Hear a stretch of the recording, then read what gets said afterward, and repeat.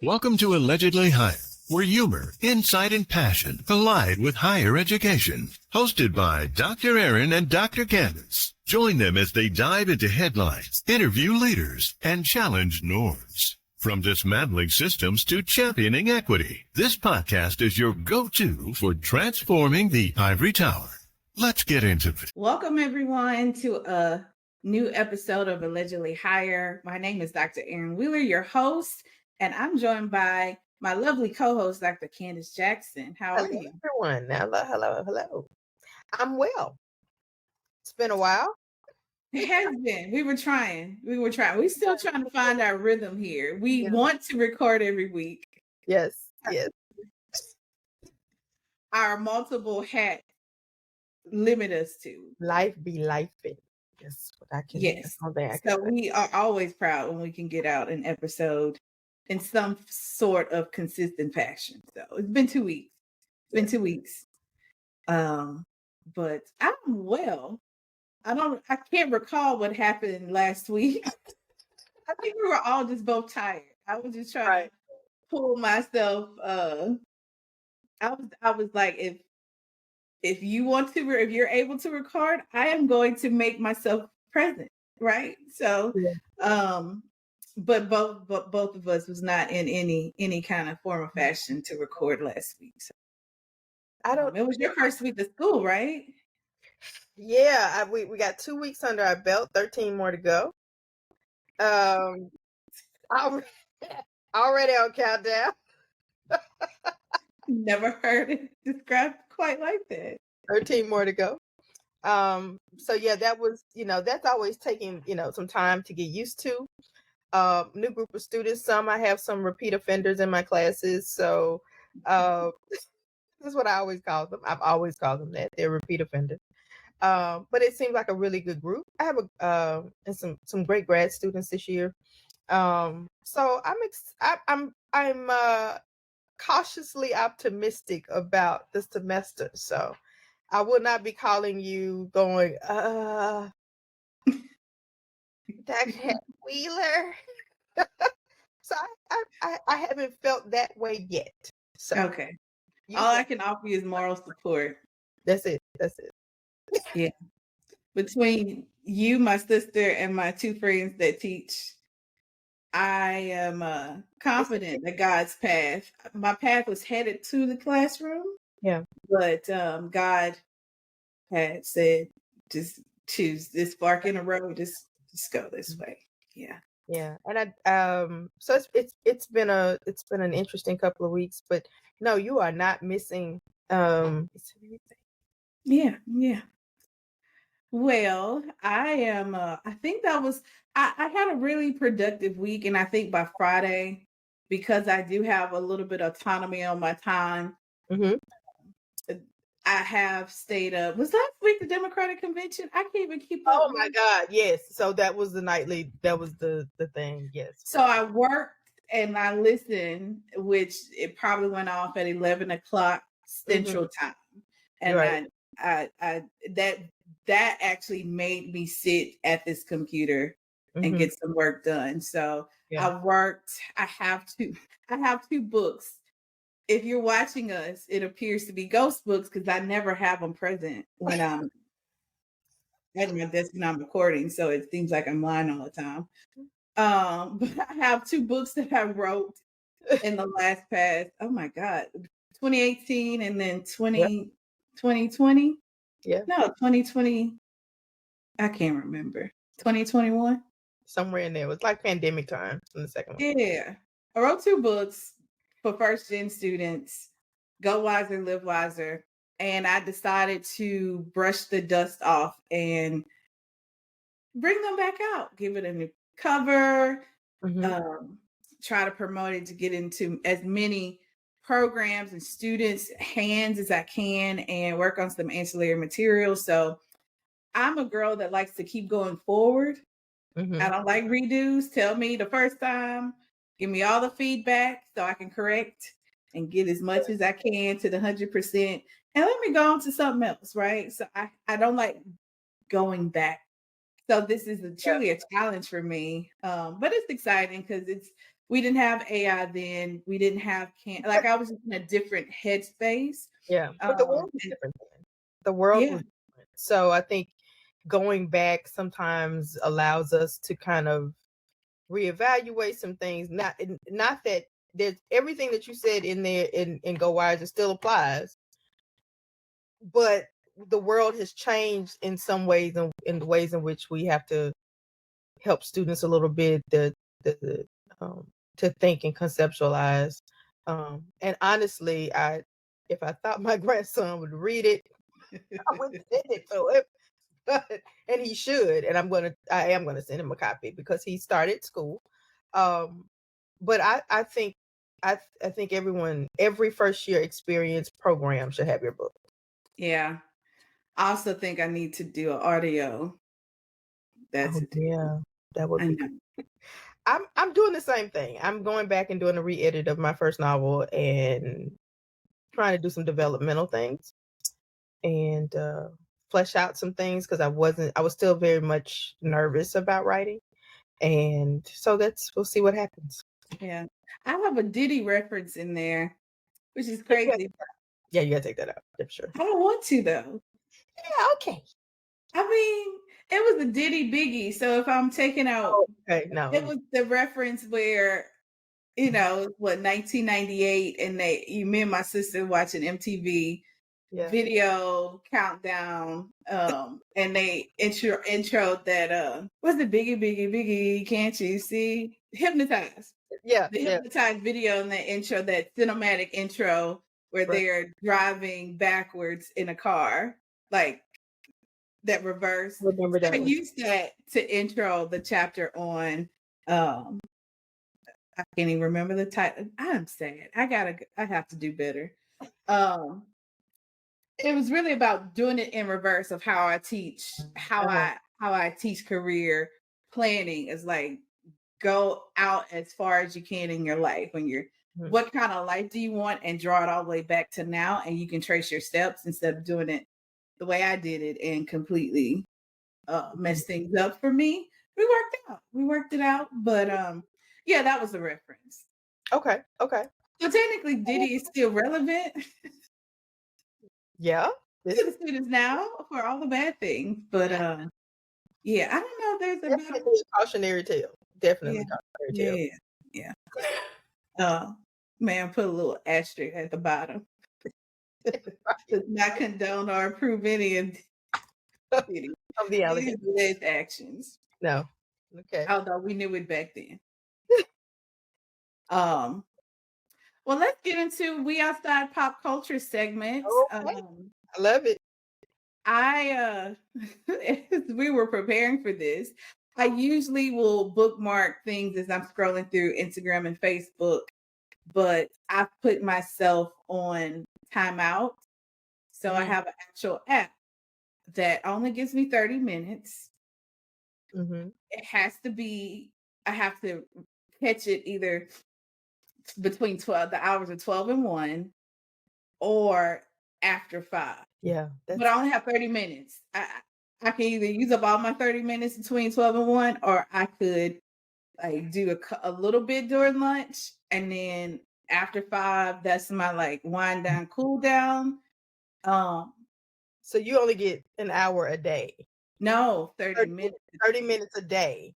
And I just so happen to have found the pocket of time during the day. Yeah. To open it, or open it after 5. And then if it's after 5, all I get is 30 minutes or whatever I have left over. Girl, I would have thrown that phone across the wall. Open it up. And as soon as you open it, it closes, and it gives you a quote about time. This bill, you're not going to tell me how long I could be out. Oh, no, ma'am.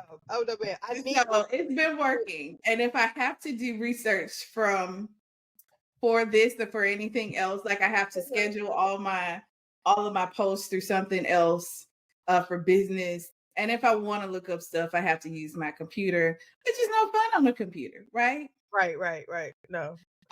So my We Outside Pop Culture segment has taken a hit. I'm not outside no more. Oh my goodness. Oh my goodness.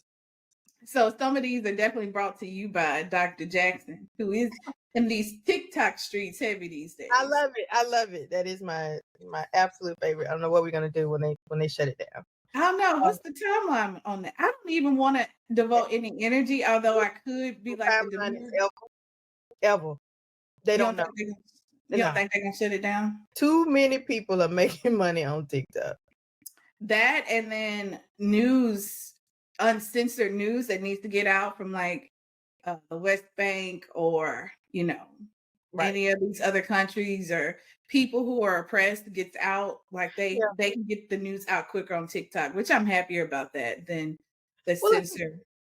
I think the real problem is how do you, as much as we talk about America being free and a land of free information and dissemination and the right to free speech, we also like to control the narratives. And so what happens when you have a platform which is fun, like, fun on some areas, but has been really educational and global, made people much more globally aware about things that are happening in the world, then we can't control that. And so that means somebody else is controlling. And so, yes, there are things that are problematic about it. I get that part, but I think that that's, the real issue. Somewhat like why they didn't leak, they always trying to, they were criminalizing marijuana, because they couldn't figure out, until they could figure out how to tax it, they wouldn't, legalize It's it. illegal. Yeah. Just illegal. So in other ways, I'm protecting my peace. Mm-hmm. I'm like, I've been really sticking to this. It's two things on here that I'm like, you know what? I'm just not gonna do. And the first are the Braxtons. The Braxtons are back, ladies and gentlemen. The Braxtons are back. And I love Toni Braxton with it. Like, her songs come on, it's not a skip. There's not a skip. Not a I think, the first show, Braxton Family Values, was rough. But that happens when you have a house full of 6 women, Mama, Evelyn, and the 5 girls. Listen, Mr. Braxton messed up. I think I also gelled with them on that. But and the brother's like, you know what? I'm gonna live my life. I'm gonna go tend to these patients, and I'm out. Protecting his peace at all costs. His peace, his anonymity, his life. Him and Rob Kardashian. I salute them both. You are great people. You're great. But this one, I think, starts off, they said that this is something that Tracy really wanted them to do again. And rest in peace to Tracy Braxton, who died of esophageal cancer. So this is the aftermath of that, and in trying to process their grief. And I think having lost so recently and so much in the last couple of years, in the last really decade of my life, it was really speaking to me. Like, and Trina Braxton, Trina's having a hard time. She was there when she took her last breath. And so I thought everyone wasn't. I know Trina was there, and they kept telling Trina that you're too emotional, you may not be able to handle it, and she really can't. And she's really processing it and the loss of it, and it struck a chord with me. Like, if I could talk to Trina, I would probably, we talk about these people with their first names like we know them, right? Because when my aunt passed in 2023, I was there. And I know I've told you this story, but we took a nap. Everybody in the house took a nap. We were tired. And I got up at literally at 1:00. So we'll sleep from 11 to 1. My eyes pop open at 1:00. You close your eyes and you say, a couple of more minutes and then I'm going to get up. Spirit said, get up, get up, get up. I went in, I watched her. The breathing had changed. So what they call the death rattle had started. And it was really, I sat there and I read the 23rd Psalm to her. I told her, said my goodbyes. I woke my aunt up. I said, it's time. And she said her goodbyes, and we watched her take her last breath and cry her last tear. And for me, it was the most beautiful moment. Mm-hmm. And I think in watching them process the grief in the first couple of episodes, and little Kevin, Tracy's son, is going through a couple of things. And I mean, they put this out there for the world. He's going through a divorce. He's lost his mom. It's so much for him in this moment. They're estranged from her husband, and then trying to figure out, again, Tony, the peacemaker, the older sister, trying to figure out, the different stages of grief and the loss, because everybody loses in a family. When you lose one member of your family, everybody's grieving in their own way because they all had their different experience and relationship with that person. Yeah. But I think for me, I was so heartbroken for Trina, because not just that you lost your sister. That's a different kind of thing. I lost my aunt, she lost her sister, but the loss has taken over the beauty of that moment. Like, you were there to share, to share that with her. And I hope that she can get to that point. Other than other than that, I'm trying to, beyond the grief part, we know, and I look forward to the antics and the stupidity and the foolishness. The TikTok historians and pop culture reviewers are always talking about Mama Evelyn being the villain in the story, but it neither here nor there. In this grief, in this moment in time, I hope that they can see how precious that moment was. I hope Trina can see eventually how precious that moment was. And then and she's getting a little flack because she was also grieving her ex-husband's death. And as awful as he was on the show, and we don't know the full picture, you're grieving somebody who you lost very early. You there is no, not to get back together, because she's already started dating her current husband, but that was still somebody who had been a father to your children, that was still somebody you shared a life with. She has the right to grieve. And I think for her, losing him, and then not losing him as a lover, but she'd already mourned that. She'd already moved on. But losing him, but they were good friends after that. And I think she I don't know if they had any contact when he was sick, because I think it happened all of a sudden, but I think that was fair. Yeah. I think people have to understand that just because you are no longer with someone romantically doesn't mean that you don't mourn the loss of someone as a human being. Now, there are a couple of people I'm just gonna go, I hate that for your family. I hate that for your family. Because they loved you. I do not. But, and there are a couple of people that I know that I'm not going to go into deep mourning. I am going to mourn for their family members who I care for.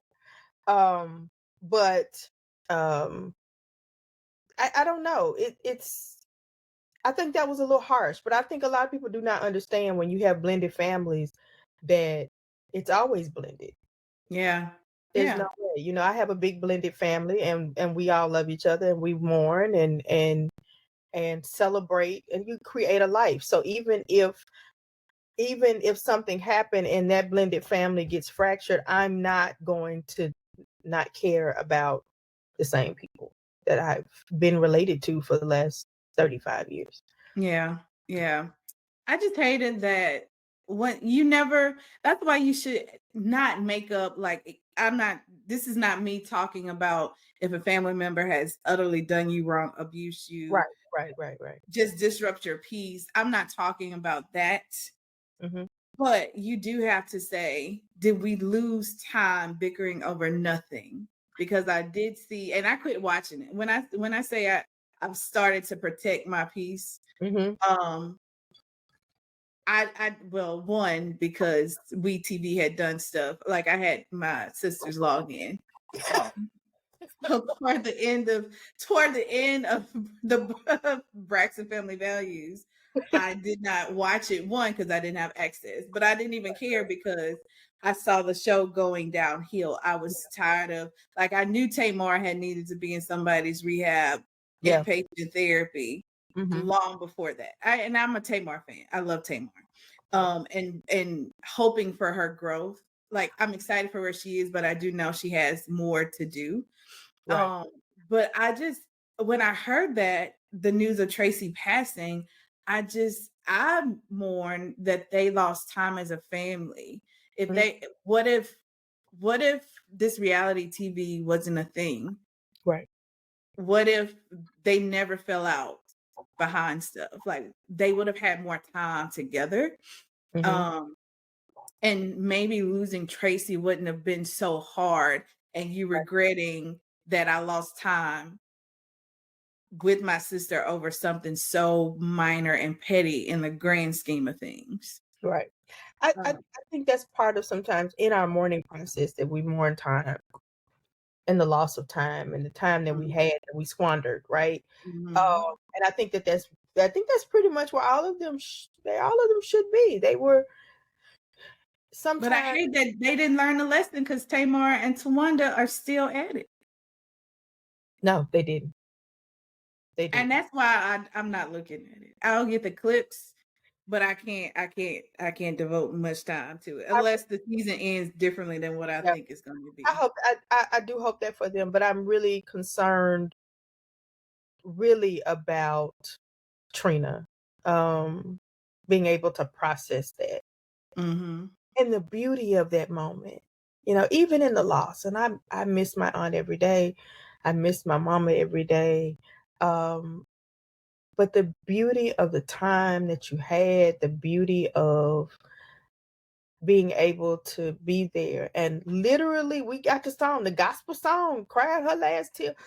To watch my aunt go home was so beautiful. And I hope that at some point during the season and during her own processing that she realizes what a gift that was. Yeah. Especially they were thick as thieves. Oh yeah. Trina and still in Maryland. So yeah.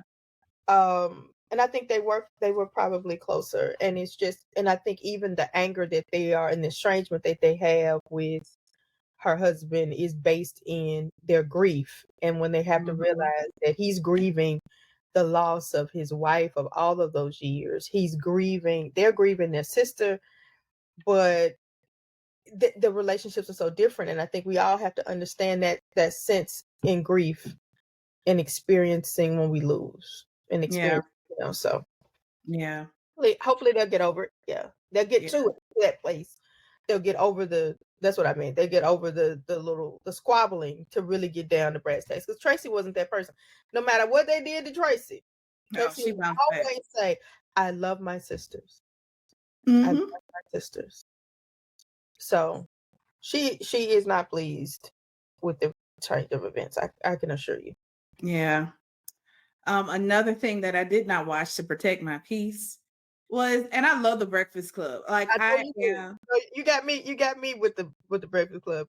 That is part of my day. Is if I don't watch the whole show, I go and watch the clips, the interviews. Like, that was my thing. I love a good mixture of wit, intellectual debate, craziness. Give me all of that, right? Yep. And so one of the Breakfast Club interviews that I absolutely did not watch was the Tyrese Breakfast Club interview. I love Tyrese. You ain't gonna ever make me not like Tyrese. I like Tyrese in Transformers. I like Tyrese in Baby Boy. I like Tyrese in Sweet Lady. Oh my goodness. Oh my goodness. I can't. I want him to get whatever help he needs. Listen. And or else he's going to end up like Kanye. That's another place where grief. If you're not set on a solid foundation mentally and emotionally. When I heard his mom passed away, I was like, "Oh, bro." Yeah, I'm gonna be honest with you. The first time I heard this single, I don't think you ever really loved me.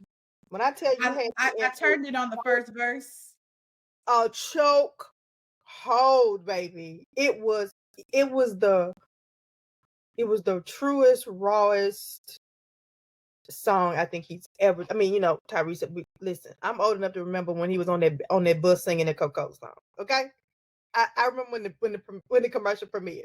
All right, I don't even think you were you born yet. Like, I Don't don't know. play me. I was born. I was born and I was here, and I do know that I do know him from the Coca-Cola commercial.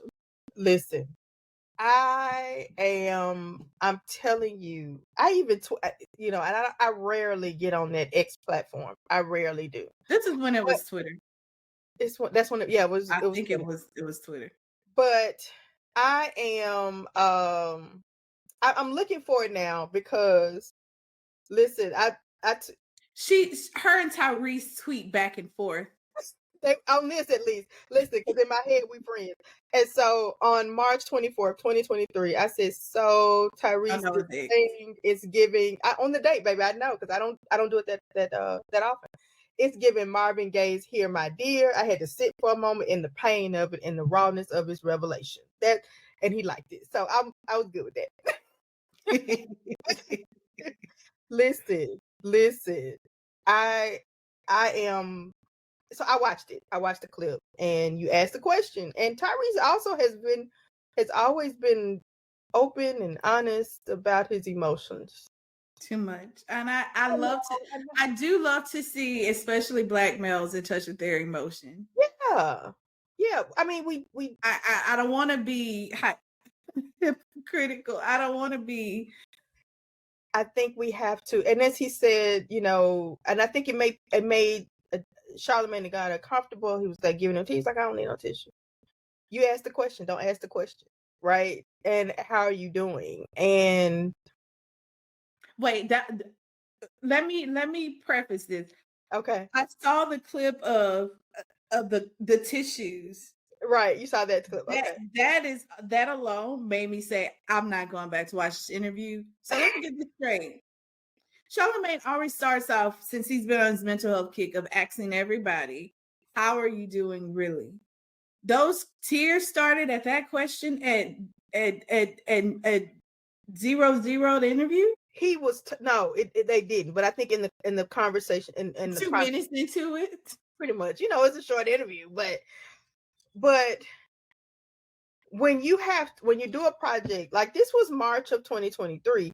So now you're talking about it. You're being asked about the divorce. He's being asked about life now. How are you doing? You got to go and process this. You know, I would rather him cry at the Breakfast Club than smack somebody on national TV. True. You know what I mean? So I really want, I like the fact that he's addressing it and unapologetically. Like when a couple separates, get divorced, everybody will, oh, how's she gonna handle it? How she's doing? She's got the kids. She's got the da-da-da-da.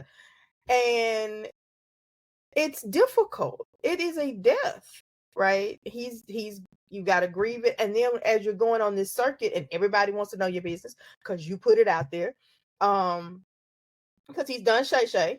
So I don't know if I haven't seen all of the Shay Shay interview, but he said, but if they don't know, you know, they can't ask, but it's always out there. And of course, yeah, I mean, he's got to relive it all. But I would rather him be honest about his emotions instead of trying to say, I'm okay. And then you smack somebody on national TV and lose have to build your whole career and reputation back up. Yeah, I get it. Also, as I told you before, I also didn't want to hear DJ Envy say, Tyrese, what you did, I could have really boxed your mouth for it. I'm uncomfortable with that statement. And so anytime I hear DJ Envy say that, I just black out and just like move on. That whole interview, because I knew they had to hash some stuff out as friends, and Tyrese, whatever, I was like, yeah, cut the show. I'm done. I never started, but I'm done. Right. I think it's good. I think it's good to get it out emotionally. I think more men need to acknowledge and be able to. They need to feel safe. I want him to sit on a certified, a licensed professional couch, though. I don't think he's done that. Maybe not, but I really think he's not getting any feedback back. That's the part. Be open with a therapist, a pastor, Yeah. even in Yama. He I made don't know the what she movie, though. is these days, but But then who's gonna go see the movie? He's got to do. I think he but made she can process there, right, and then right. he's able to share it in a way that helps somebody else. But at this point, he just looks like he's losing it. Well, and he has. He will go on he used to go on his IG rants and all of that, and it's painful to watch. But I think in this particular interview, he seems very much in tune with this is the emotional space that I'm in. And you asked the question, but I think Charlamagne asked the question to get the information, but he wasn't prepared for the emotional response. And if you ask Tyrese that question, somebody gonna cry. It's like sitting in the old days. For those of you who don't remember, let me tell you, Barbara Walters used to do talk shows and interviews, and everybody would end up on the couch crying, and she would do the same thing.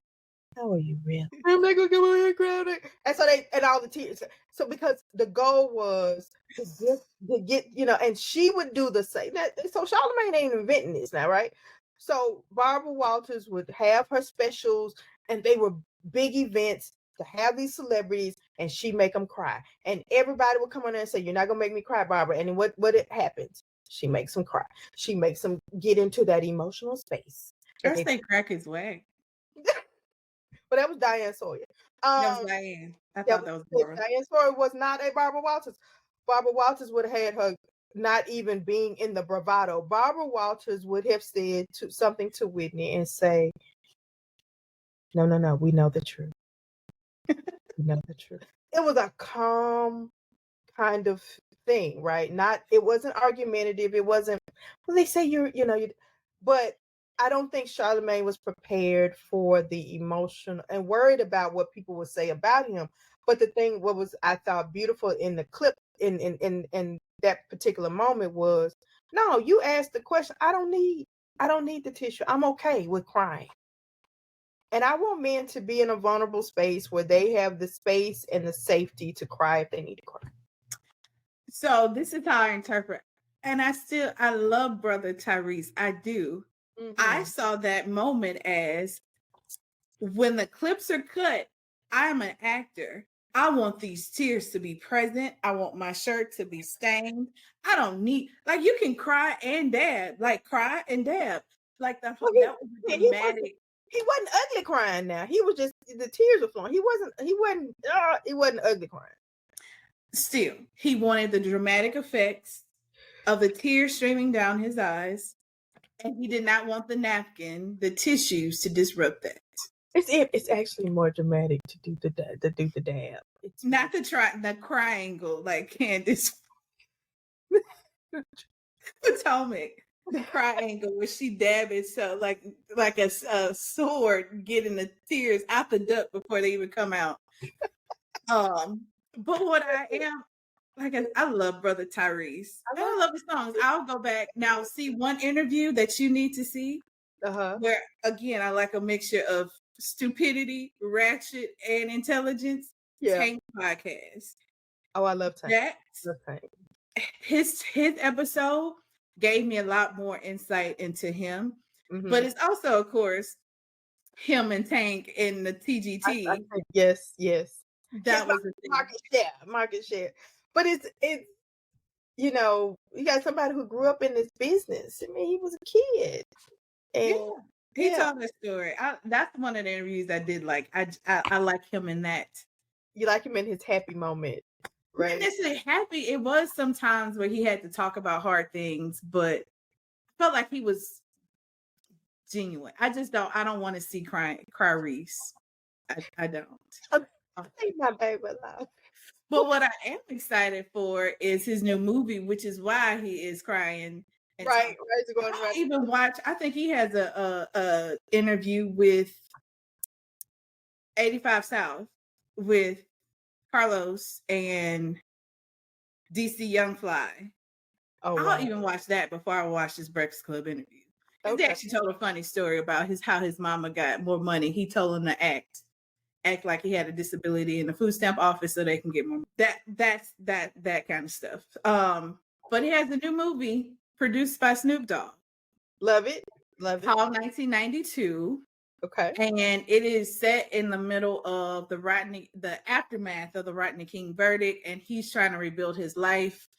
Our Caucasian friend Ray Liotta, yes, is in it. It was one of his last movies, and Scott Eastwood, who I am not mistaken, he is Clint Eastwood's son. Mhm. Okay. All three are in this movie. Is Ray Liotta's last movie before he recently passed away. So I'm excited to see that. I am back on the screen. Tyrese is a really good actor. And you know, I watched that type. I know when they phone it in and when they're not. So I'm excited to see this. And even though we felt the riots, my aunt was in LA during the riots, the one that just passed, and in that area. So all of, you know, it brings it all home. I was in high school at the time, and I remember my teacher going, "Is this about the earthquakes?" You can tell she wasn't like us. But I'm always, it's kind of the 92 riots, the 65 Watts riots, all of those stories, and the humanity of the people who are going through the pain of that. I think it's appropriate for a time that we're in. Yeah. I'm glad they got the distribution deal. And of course, since Snoop produced it, and now he is the belle of the ball from the Olympics and torch bearing and all that good stuff. We love it. Whoever thought from this picture in the courtroom, murder was the case, baby. Murder was the case. To now you are hanging out with Martha Stewart, like rubbish, like she is your best friend. It's a story. I love those stories. You have to grow. You have to grow, and you might have to change. But he's never changed his character. I think it was what he was, but he changed everything else. The people he was around, how he thought. I would like to take credit as a girl from the South. He came to No Limit Records. He said Master P helped him through that. So little Southern charms helped him. But you know, he's a Mississippi boy. So baby, we build them like that. We come around, they come around. Come back to the South, see, you get your stuff together. So I'm excited about that. What I'm not excited about, and this is gonna be real quick, Drake is still taking weird selfies with duck lips. Let me tell y'all something. That's who need to be at this point on somebody's couch. Okay. I know it's been a hard year, my brother. I know it's been a hard year. I mean, you lost. You lost something very powerful in public. To quite frankly, somebody who is a better lyricist and has a better production team and is historically much more in tune to his ethnicity, his race, his blackness. This is called his blackness. And you got skewered a couple of times. You tried it. You got close, no cigar. And then your house flooded. Gonna bring that up. I can't imagine, you know, that even though those things seem so disparate and so far apart. And I know sometimes, you know, it feels like you just keep stacking stuff. And you know, then they got the BBL Drizzy and it's just too much. It's just too much. This ain't the answer, brother. In the words of our former colleague, go away. Go away. Go away. Go sit down. Get back to being hungry, Drake again. You know, I just miss you. Yeah. Because this is for all my dogs. That was I didn't even touch. I didn't even want it as suggestion on my title screen. Like, go away. I knew I was listening to that trash. Listen, I remember I was sitting in my office I can say this now because it's been so far since I've been there. I was sitting in my office at Tougaloo College, department chair at the time. And one of my students, who I just text with the other day, was doing quite well for herself. I'll call her D-Lo for the purposes of this podcast.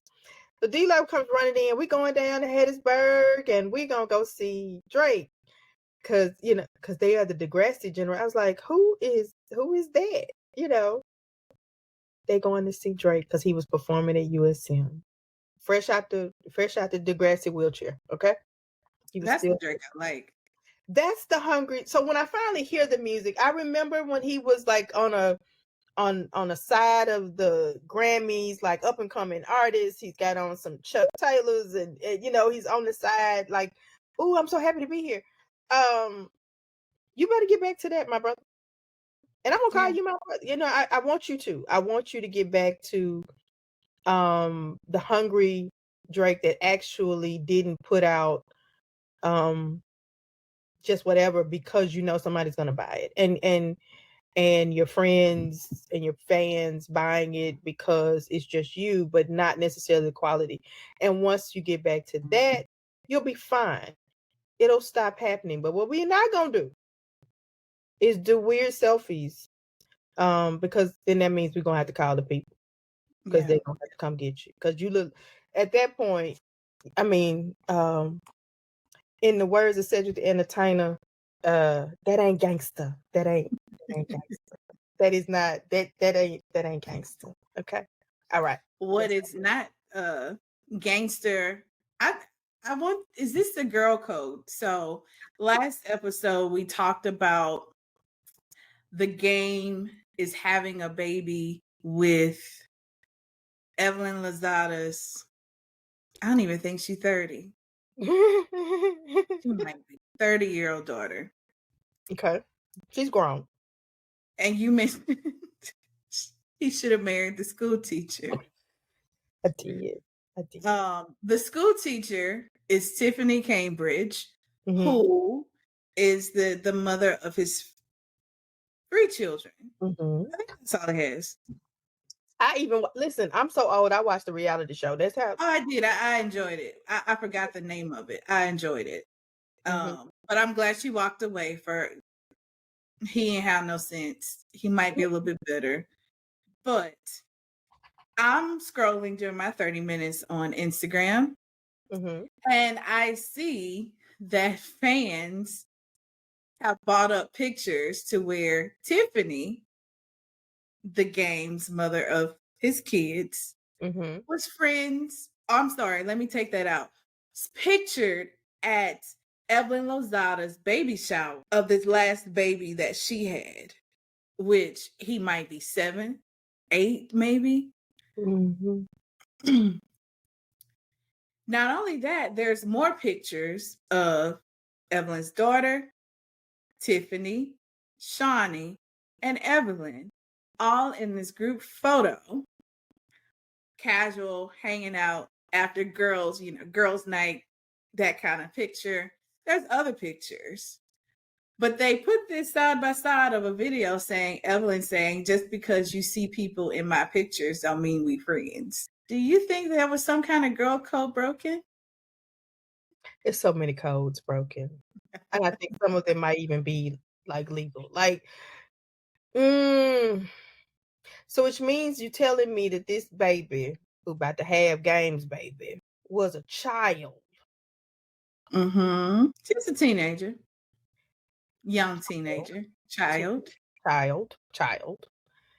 And now you have so I think the larger issue is, first of all, there's so many issues to unpack here. Because it easily could have been Uncle Game. And it might have been, right? So because she was the kid. And so this chasing of youth, sir, you almost have 100. Like, let's not do that. Let's not do that. Let's not do that. But what she and again, if she was trying to have lifelong security, she could have gone a little bit higher than that. But he's not about to get his house taken, so he might be living with her. Oh, you remember I told you Rick Ross talked about him getting his house taken in the sexual assault lawsuit. I think definitely some girl code, but I think even responding to that in that way you all were friends. You may not be friends now after she finds out that your daughter, the child that she bought birthday gifts and went to parties with, and all of that, is now sleeping with her father, the father of her children. But if Evelyn wanted to respond, and Evelyn, for some reason, has not learned how to do this in all areas of I was reality rooting for her. Her and Tamar in the same box for me. I want to see them grow. rooting for you. I think that, and a lot of people don't seem to understand. You can either not say anything, or you can say, yes, we were friends, but people evolve and they grow apart, or just, here's the thing, say nothing. Say nothing. My daughter makes her own choices. She's an adult. They're both consenting adults. And you don't have to then throw as if you were never friends with this woman. Yes, you were. It might not have been best friends, but it was enough to invite her to the house and she rubbing on your stomach. That's right. You've let her into your home, into your personal space. She has known you clearly for a very long time. a decade. And either say nothing or acknowledge what it is. It's not throwing anybody under the bus. You just, this is what leadership's supposed to look like. You knew this was dangerous waters when you saw that when the man picked her up and took her out. Wait a minute, girl, what you doing? You didn't. I actually don't even think they did that, but that's another matter. Okay. She was dancing in his house on New Year's Eve. Okay, move on. Move on. Girl, this won't take long because we got to talk about real higher ed stuff. I swear it won't take long. YSL Woody, this is what happened yesterday in court in the reality court show known as the YSL trial. YSL Woody, our favorite YSL member, says he made fake people to snitch on. Don't get the trial thrown out. Like, how does this happen? Let me read you a quote. Okay, read it. According to Woody, he made up two men named Lil Mike and Quez. When questioned by the police, answering no when asked if they are real people, as officers never heard of them in connection to the case until Woody passed the blame for the particular incident onto the non-existent perpetrators. You invented a person out of thin air, correct? The questioning attorney asked Woody, who confirmed he did. You invented those people to take the heat off you and put it on a fictional character. Cut the show. Take my mic. I'm done. Let me tell you something. Woody is the gift that keeps on giving. First of all, it's a young man, young black male with the old name of Woody. That should have told you everything you need to know. First of all, let's start there. That should have told you everything you need to know. Now, if there was ever a moment for the prosecution to say, I rest my case, I'm done. We are dropping the charges. Let this man go home. Let this man, whatever. Time served. It throws a wrench in the whole case. Yeah. You made I've seen a clip where Woody said, you want me to remember which lie you want me to remember. I can't remember all the lies I told you. Like the lies I made up or the lies, like what you, and they're still asking questions. And I'm thinking, but this is your witness. Now, and they keep putting him on the stand. 40 years of law and order teaches us. 30 years combined, maybe 60 years of law and order experience. I always say I have a degree in homicide from law and order, certificates in sex trafficking and sex investigations based on SVU. They have all taught us, you better drop the like you have drop the charges. Jack McCoy would have never. Look, Stone would have never. The new Jack McCoy, Fitz would have never gone to trial with this flimsy information. It's wasting. I don't even pay taxes in Atlanta, and I feel like my taxes have been wasted. It is. he is the gift. The only reason I would want the trial to continue, and we all know how this is going to end. There is no jury that can say definitively that this boy has done anything. There has been no evidence, and you're talking about lyrics. There was one moment, this is when Woody still had hair, that she was asking him about lyrics. He said, I don't know. He's sitting right there. We're talking about lyrics. You're not even asking about a specific lyric. You're asking about a song. You can't, you're doing ex parte. Baby, don't drop this. Drop charges with prejudice. You cannot, there is nothing you can do. If he is, if what's his name? What the baby name that's on trial? For real. What's his name? Young Thug. If Young Thug did it, he got away with it because you're incompetent. It's your fault. So, and you put, and he said, and you can't get him because he's already done time for the crimes that you called him for. Yep. He said, I've been taught all my life to lie to the police. And at this point, I'm pretty sure he might have a case to sue them back. He might. At this point, because of all the ex parte communications with judges and the prosecution, and y'all still couldn't do anything any better than this, there should be no judge that allows Woody to even stay on the stand. Yeah. The brother said, if I have blood pressure, you need to give me a break. I'm so tired of this. Leave me alone. Like, what comical, and it shows, you know, and for me, it's a segue into higher ed leadership. Like, some of y'all keep putting Woody on the stand. Some of y'all keep putting Woody on the stand. You keep following around the same programs that don't work. You keep moving the same incompetent directors and VPs around. They don't work. They go and they mess you up, and then they leave and go somewhere else. Or you move them around the campus trying to find a fit because you know their grandmama and they've been there so long. Y'all keep putting. You ain't got no case to really fire him. It's just like they should have never been hired. Right.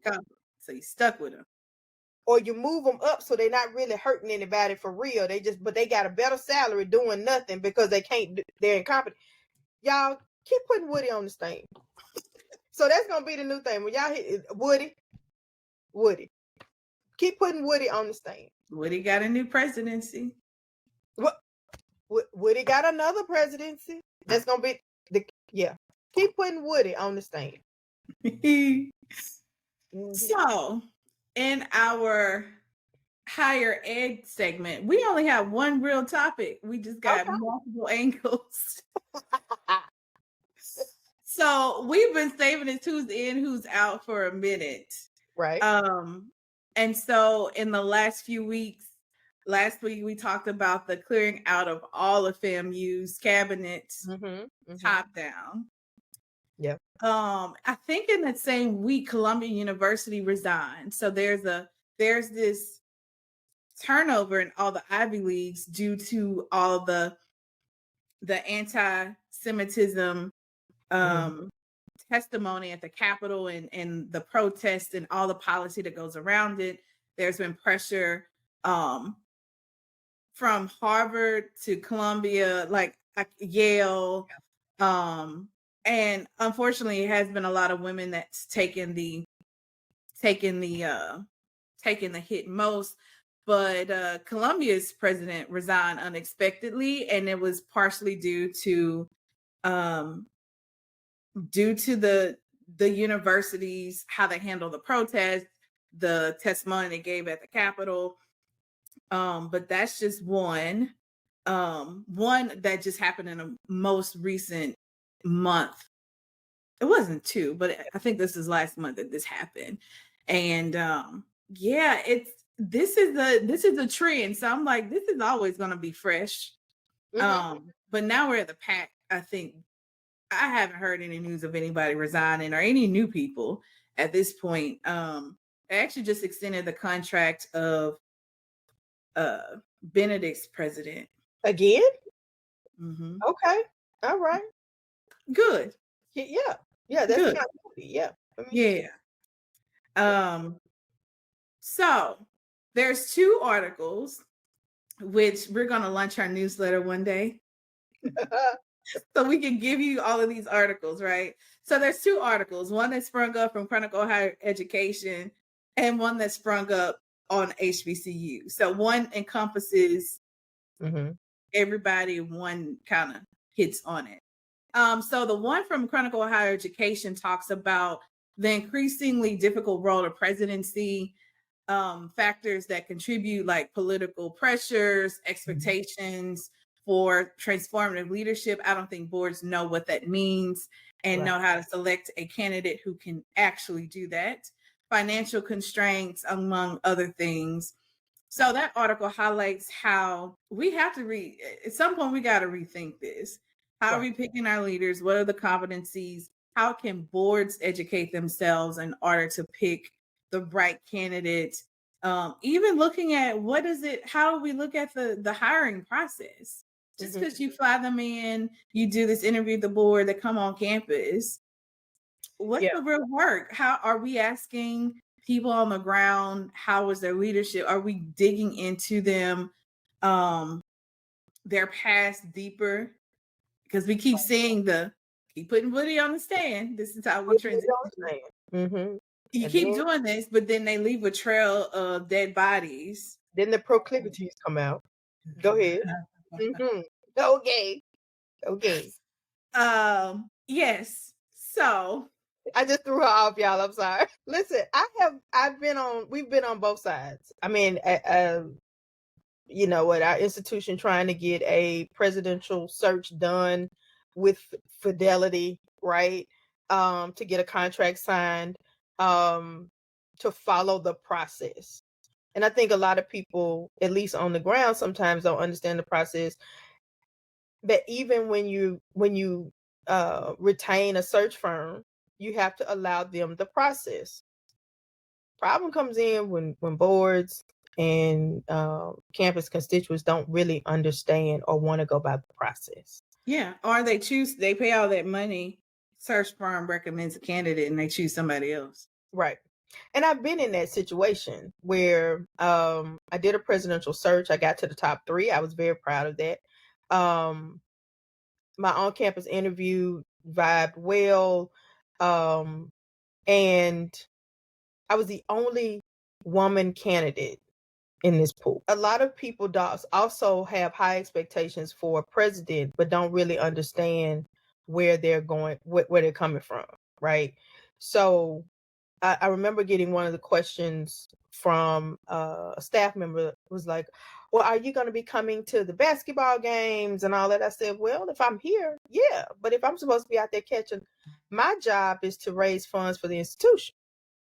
If I'm here, of course I will. But if I'm supposed to be out there chasing a check, I have to have a strong enough provost to run the day-to-day.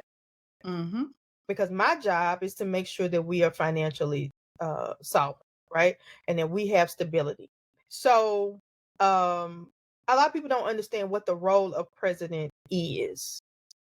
And presidents are leaders and fundraisers. That's why you have, actually, sometimes I think that the provost office has more power even than the president, because they're the ones who do that. They're running the academic enterprise. So if you don't have a good president, you better have a good provost. Yeah. And that's just, we've been there too. So but I don't think boards know, and the problem I think that happens is that when you have factions in boards and factions who are making decisions, or they're not doing a search for real at all, you know, so that there is no search. There's not even the appearance of a search. I think that's a problem. Yeah. And you know, so we talked early on in the podcast episodes about the responses of these colleges to unrest and to difficult situations, because they're not also looking at someone who is a community builder in that way, and that you're making, because something is uncomfortable, we're making knee-jerk reactions. Yeah. And I think that conflict was such a hotbed Nobody did listening sessions. They're just at each other. And so a leader should have been doing all of these colleges from USC to Columbia, to especially those institutions with high populations on either side. Where were the listening sessions? Where were the conversations? Yeah. Be able to negotiate this in a country that has free speech, where you can be both against genocide, but then I also understand the right to protect yourself. Yeah. But that's a skill that should be higher up on the charts when you have pressures from everybody, external, internal, everybody's sphere, like staff, students. You have to be the leader that says, hold up, Just take a minute. take a beat. Where, even if you got to put out the famous, we're investigating, we're listening, we're doing all of this just to hold people off. Step inside your office, have some time with yourself to be able to think rationally, ask the right questions, then take it to the team, challenge them to ask and answer the right questions, see it from all sides, and be able, like the book says, you got to think both fast and slow at the same time and make a decision. Well, and see, I think a lot of people don't understand that crisis leadership is very different from leadership. Yeah. You almost need to have certificates in how to lead in a crisis. I'm sure there are some out there, but crisis leadership is very different. And we have been in both crisis, and then, the regular day-to-day leadership is great and it's fun and it's visionary and all of that. But crisis leadership, you've got to be able to be there to get it done, to put the right people together and in place, to have the hard conversations, and then understand how the people who are in conflict feel. Yeah. That empathy. There's no empathy in that. It's not about, oh, well, this is bad press, but it's how you deal with this on the other side. What will history say about how you dealt with it, but as opposed to in the moment? Yeah. I don't think history will look kind on these knee-jerk reactions about having to deal with this situation. Yeah. Yeah. So I think that Vice President Harris, in addressing it for the DNC, did a good job. I'm with you on this front. I'm also with you on this front. Yeah. Because you do have to have that duality mind. It doesn't have to be it's not a black and white thing all the time. The right answer is somewhere in the middle. Right. I thought she did do a really great job with showing that on both sides. Yeah, I think that while we, I can tell y'all who I'm voting for, but I can't tell y'all who to vote for. But I think that is part of also leadership in terms of the legal mind that she has, to know both sides of the argument. Because I can guarantee you, Harris wasn't putting Woody on the stand. No. He's not putting Woody on the stand. But you have to be able to kind of empathize and know both sides of the argument in order to be able to deal with it. Because people want to say, oh, well, the people who are talking the loudest get, the squeaky wheel gets the oil, right? And then you've got this other side that may not be as loud, but they still have a voice and they still should be respected as such. But if you're making knee-jerk reactions, you're only responding to the squeaky wheels. Yeah. I remember, and it's not a presidency kind of thing, but when I was in leadership and I was new, the university was in crisis. I was brought in to clean up enrollment and retention. It was on fire, and it had that state pressure about, are we taking away all your funding? You had the board pressure, we're embarrassed, are we going to close down? You had the pressure they put pressure on the president put pressure on me, and I had, I thought I was shaking in my boots, but I knew it was the right thing. Like, you got to back up off me, right? When Let me give me some time so I can measure and then cut.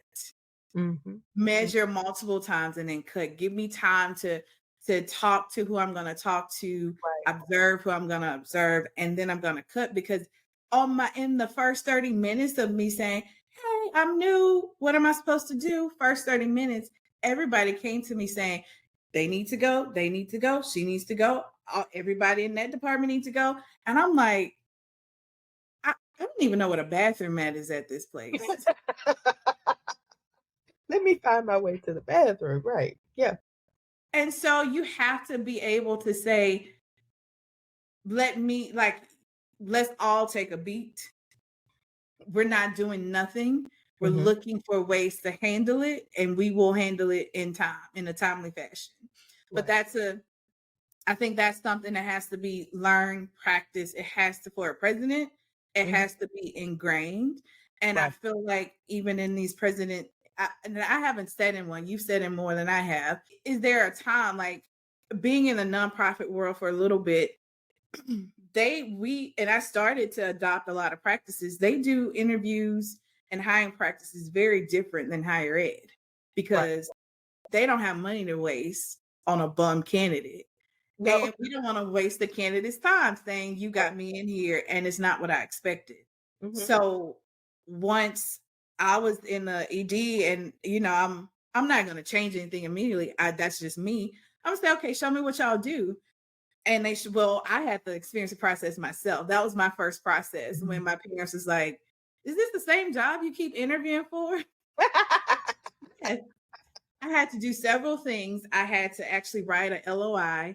I actually had to put it together, a strategic plan.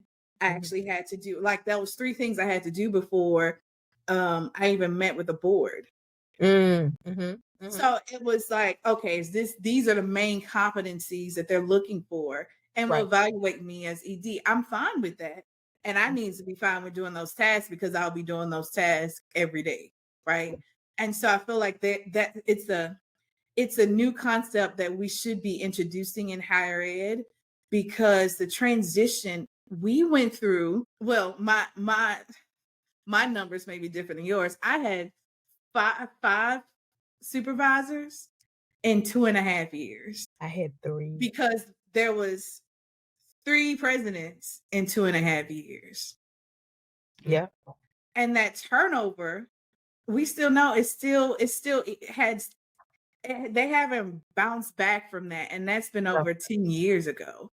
Oh, girl.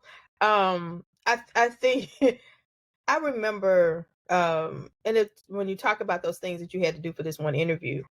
When I was assistant provost at Tougaloo, we were hiring for another administrative assistant in the office, and our senior administrative assistant had great guy Tony King, give him a shout out, because he taught me so much.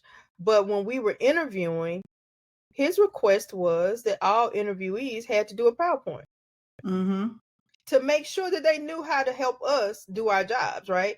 And so Yeah. we don't have, I think that was a great idea to have you do all those things in preparation for this particular interview, if they thought that you were going to get to that level. Like, it's not, you send your letter, you send your CV, you do all those things, but when you get to a certain point, you ought to be able to do all of that.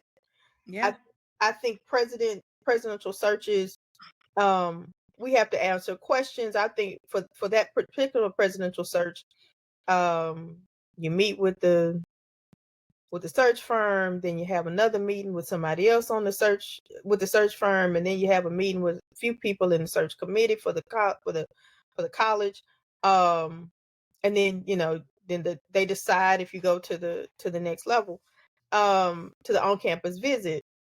And I did have to answer, some questionnaire things and things like that, but they were relying, and I think a lot of times higher ed relies a little bit too much on the um CV, CV, the which self-written CV. self-written CV, but also on the fact that somebody tells you, yeah, I can do budget. They can't add.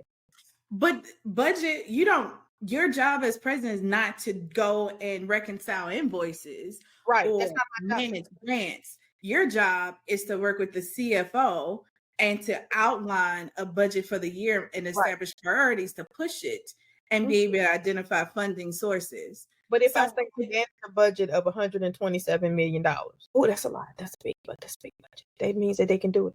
The CFO is doing that. but also that question for a presidency should be situational. Right. This the government has cut 25% from our budget.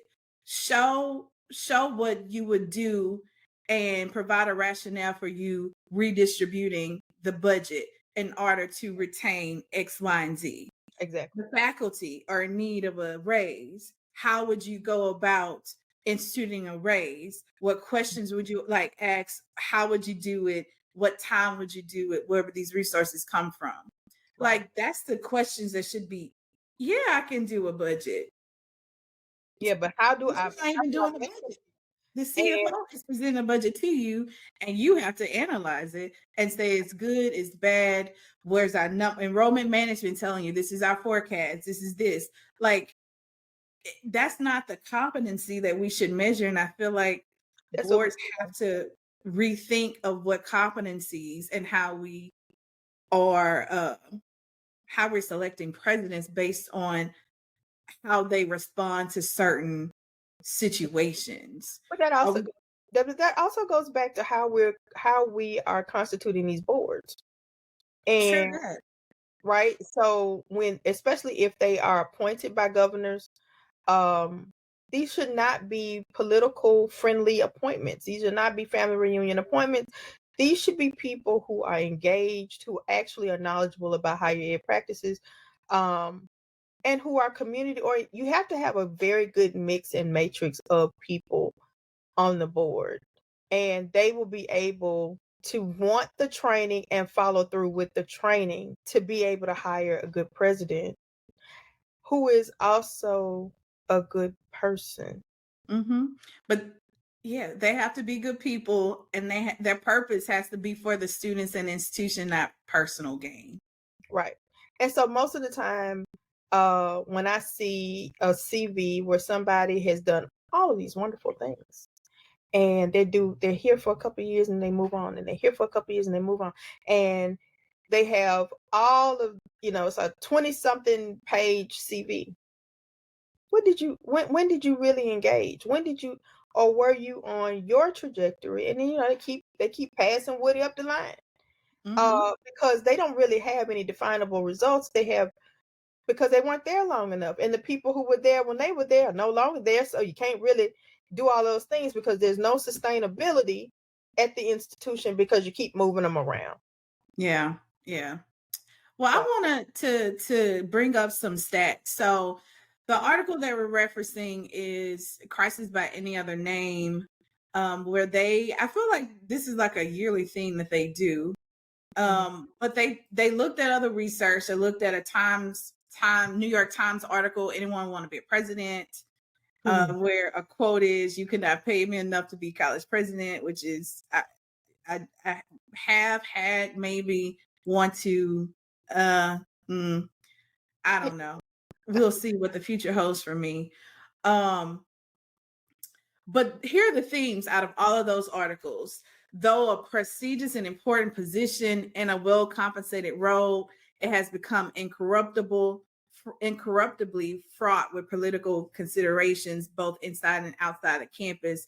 Case in point, in Louisiana, I hate to think about it. Another way I'm protecting my peace. I just can't even think. So the governor has mandated that all athletes be present while the national anthem is played. So the athletic director basically was like, "We ain't doing nothing." Shut it down. You want to shut it down? Let's shut it down. He said our players will remain on the field will remain in the locker room until the time as what we always had. And because it really came from Kim Mulkey and the basketball team. Right. Because I think because all the star players are Black, it was more targeted, was because in their last championship game, they weren't on the court and somebody brought that up. And the president quickly, no thought to it, put out a mandate that all student athletes must be on the court during the national anthem. It's only a matter of signing respect, and if they don't, you should take away their scholarships. So LSU, the flagship, was like, we not changing, we're not doing that. And they have enough booster support that will support that. Bam. So, but when you're making that kind of knee-jerk reaction, targeted or not, when you're making those kind of mandates without having conversations, you didn't have a conversation about why they were in the locker room. They don't have to be standing there for what? Right? This is, first of all, separation of church and state. Really, at state games, they probably shouldn't be playing some things. So, but that's fine, whatever. But you're still making these knee-jerk reactions, mandates. That's just not okay. No. And then, of course, when you're making that kind of money, you will fold to political pressure, because if you're making upwards of $500,000, sometimes $1 million for a presidency, yeah, your boss tells you to do something, you're going to do it, as opposed to saying, now, wait a minute, now, we can't, you have to understand why they do X, Y, and Z. This was not against the national anthem. This is not a political statement. They are in preparation for the game. You want and guess what they was doing? Well, at least Kim Mulkey's case, they were in the locker room praying, as they always do before a game. There you go. So no, I'm not gonna get into that. Number 2 thing was inherent administrative ability is far less consequential than one's timing in accepting a role, and that timing is out of your hands. These are the things that why people don't want to be president no more. The lust and lure of an executive post belie the potential trauma awaiting those who pursue it, such that the experience may erode one's confidence in higher education and society. Yes. Check my check. This is why we're here. That's completely, like, I'm over it. Yeah. I mean, that I could have written that line myself. Like, I'm over it. I would have. We had to take a step away from it, and stepping back to it is when I say I've had to work through things, even with just going back and targeting higher ed, getting into first year experiences, reconnecting with higher ed, going to conferences. Yeah. I have trauma. Yeah. I have total trauma because I know there are certain beliefs that are still there, and I have to confront them, and I have to work through that every day. That's where, someone asked me why won't I pursue it, and I do occasionally, but, or even just to think about it. But you're right. We had a great deal of trauma. I've done the work, even when it wasn't my work to do. But at this point, I can't work with or for a group of people who do not care about the students and who want to play politics. Yeah. That is, and who think it's a game to mistreat people. If you want me to be the leader of your institution, it's not and I seek wise counsel. I cannot, if your first thing is, I want you to get rid of this person, because they did, why? I have to know why. What are they doing? And then, of course, my question is, well, if they were that bad, why didn't you do it before I got here? Why would you bring me into that space to make me do something or to request that of me? And then, of course, put my job on the line. Well, we're telling you to do X, Y, and Z. Yeah, but I need to know why. I don't play politics with the students' lives. I don't play politics with faculty and staff, because they have lives outside of that. And you can't get the best out of people when you lead them in fear. And there's always a certain level of anxiety that comes along with a new president or in the presidency itself, because now that everything is on social media, now that everybody's got opinions and they feel, behind the little camera lens, they can say whatever they want to, and it'll go the moment of when your slip is showing, everything gets caught up. Right? Everything goes viral, but nobody talks about the hard work of your faculty or your staff or your students who are doing good things, because those aren't the viral moments. Yeah. Yeah. And so you got to deal with that on a daily basis. No. And especially if you don't have support of a competent board. Mm-mm. And y'all keep putting Woody on the stand. Here's a few more facts to keep on your mind. So I feel like the elite institutions have been a target this year, right? And I'm setting the context for these are the facts for the HBCUs. Probably that you have more stability at state institutions these days, primarily white institutions, state. So the report that we're taking this information from did a survey, or kind of took a look at all the HBCUs in 2023-21 of the 32 presidential. So there was 32 presidential transitions in this last year. Is that you keep count? Is that a third of all institutions? It's 110 now, 110 HBCUs? No, it's 100 and it was 107. I think it's down to 104. So that was about a third, roughly a third. Mm-hmm. Yeah. 21 of them were male, indicating a significant gender disparity, which is why celebrating is Dr. Artis at Benedict College was a real leap, as she's in her second term. Only 3 of the male presidents and chancellors were replaced by women, and more women were replaced by men. That's another conversation for another day. Only 12 of the 32 lasted longer than 5 years, while 16 survived less than 3. The average tenure for HBCU president in the last year stands approximately, Jesus Christ, they did it in months, 54 months or 4.5 years. Wow. Yeah. And if you break that down by gender, a woman's tenure was 41 months, a men's tenure was 61 months. Both lag behind the national average of 5, almost 6 years. Mm-hmm. That's crazy. Well, again,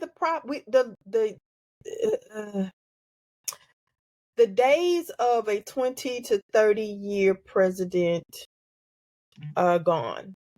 I think artists might actually make it. Because a couple people that might what's the Quinn College? Quinn yeah, he might not Percy Quinn, that's a part. What's the name of that college? I should be, because it's the AME college. Paul Quinn. I was like, Percy Quinn is a part of Mississippi. And they're doing very well. Paul Quinn, I think, will make, because they're giving him time. Yeah. They're giving him time. He pulled that institution single-handedly from the brink, right? Mm-hmm. And they gave him the time. Mm-hmm. Right? They gave him time to cultivate relationships and to bring that institution back. But I think part of that is, I don't think you mentioned it. It may not even be in this article. And the reason some of these presidencies are so short is because they keep hiring old people. True that. I would love to see it, and not that I'm not being ageist, but there is an issue if you have somebody there's such a gap between student experience and the presidency, or you're trying to get them caught up if they're not engaged and stay abreast of the trends of the culture, as well as higher ed trends and best practices, where they still remember when they had to bring your own paper to the schoolhouse and typewriter. But even old leadership trends right. In leadership, you're leading a 3-4 generations under you. Right.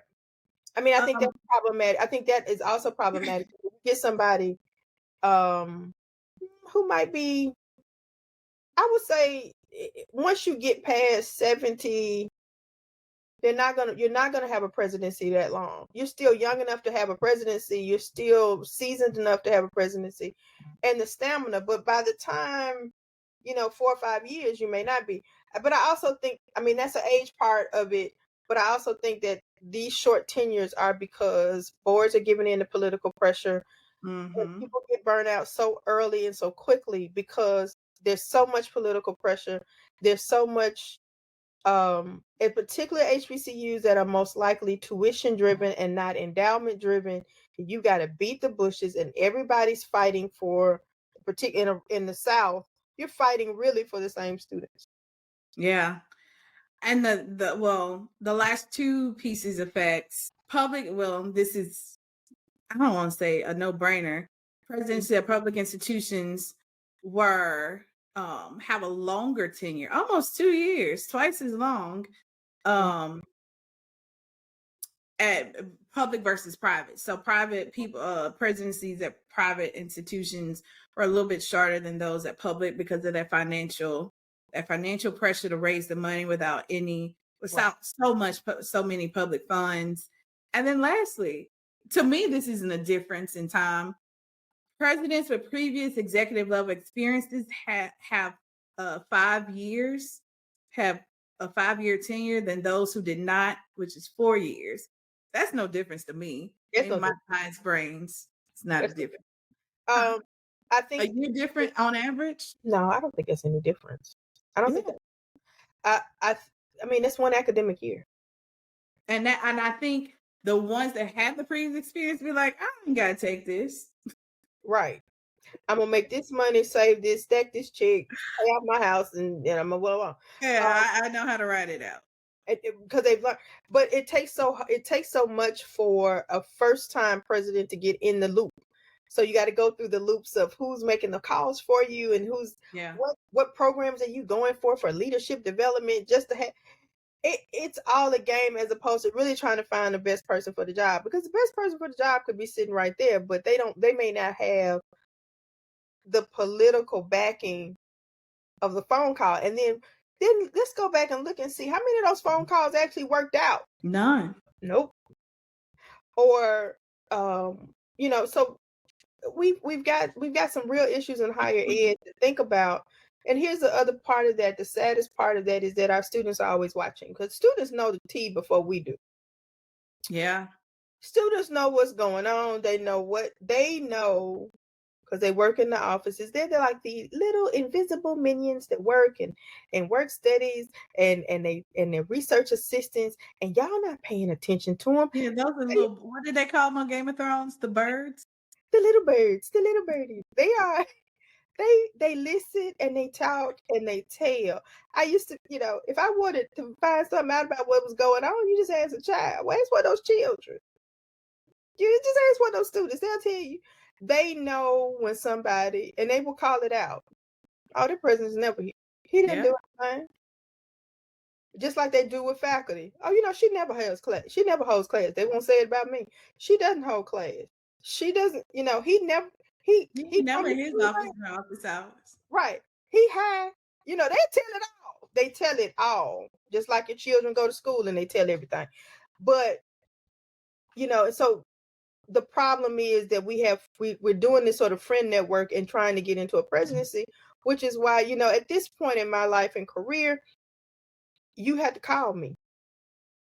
Yeah. Because you have to want the person that I bring, which is I'm going to work hard and probably harder than the people who have had them before.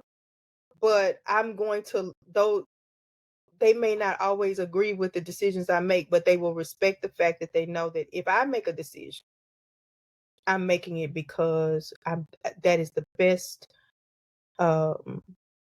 result that I think at the time, and you'll respect it. And I'll be, you got to have presidents who are willing to say, hey, y'all, I thought it worked. I thought it was going to work. It didn't. Let's try something else. Yeah. Yeah. You have to have somebody who is intuitively empathetic and self-aware enough and self-assured enough to be able to say, my bad. We got a lot of problem with a lot of presidents that won't do that. Yeah. They're going to keep putting Woody on this thing. Yeah. Woody got more VP positions. Woody's in some provost positions, some presidencies. Woody's everywhere. And we know Woody who said, I can't recollect what none of that money went. I can't I recall. don't know where that money went to. I didn't know. I didn't know.